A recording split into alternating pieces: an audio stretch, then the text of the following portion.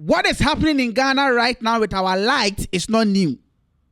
I am only hoping that this time we move beyond short-term reactions and begin to think about long-term solutions.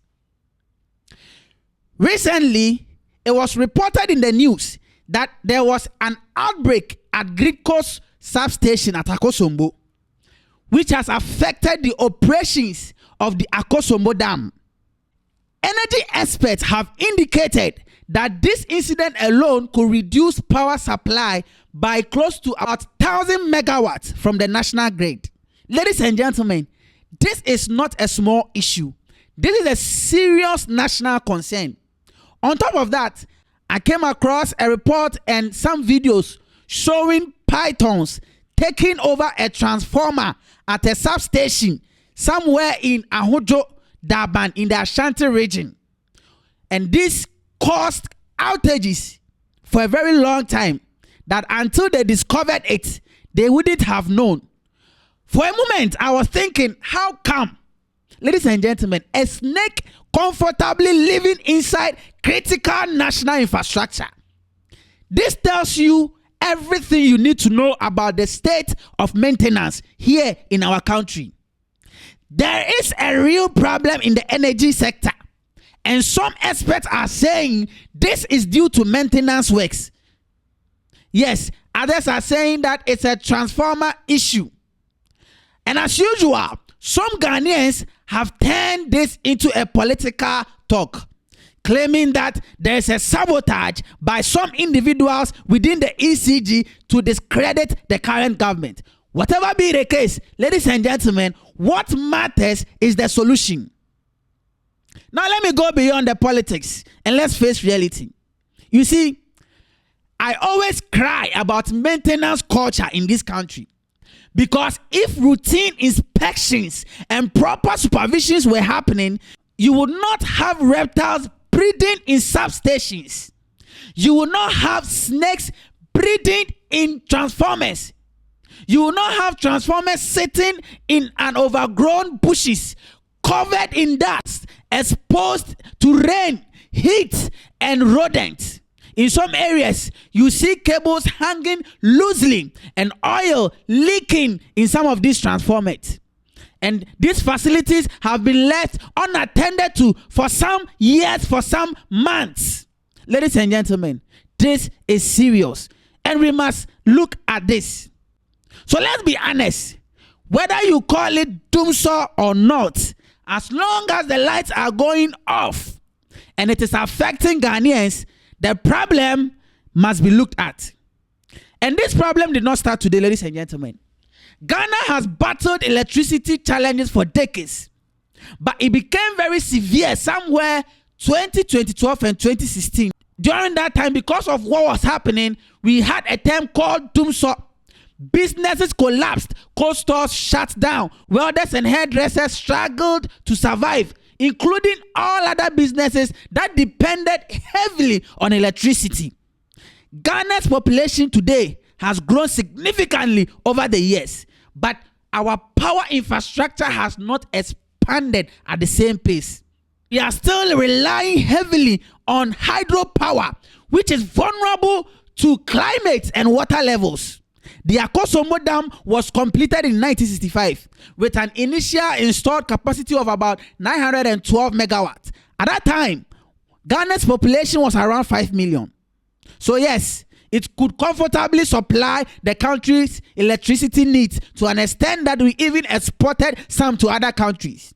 But over the years, upgrades have increased its capacity to around 1,020 megawatts.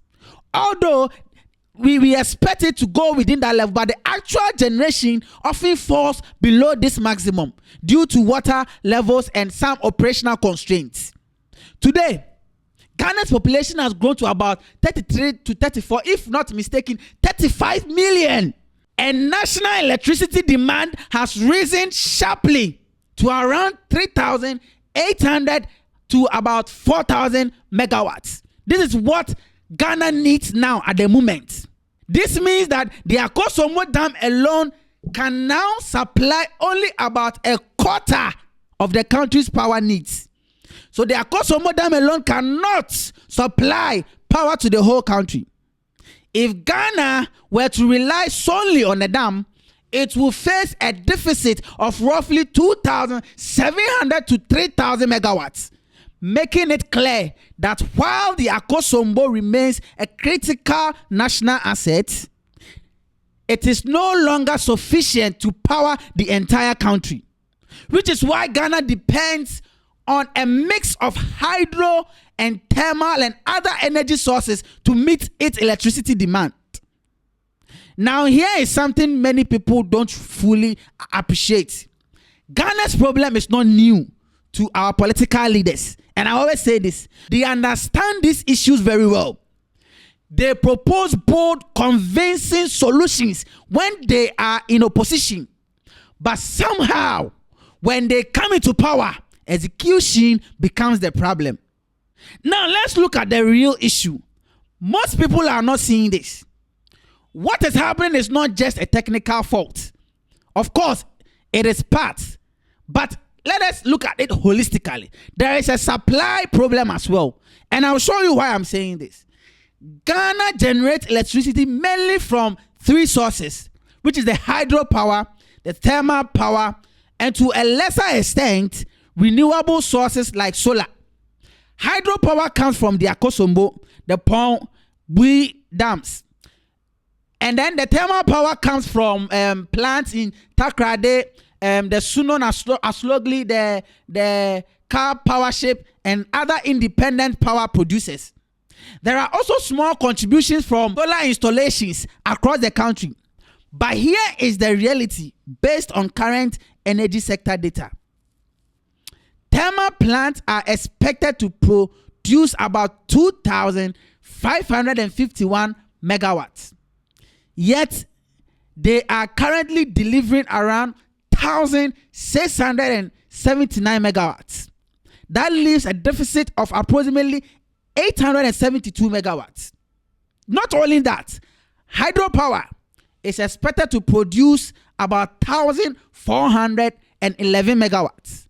But the actual output has dropped to roughly 403 megawatts, leaving a deficit of over 1,000 megawatts. In fact, Akosombo itself has dropped to nearly 10% of its capacity after recent challenges that it has been facing. So when you combine all of this, Ghana is facing an overall dependable capacity gap of about 37%.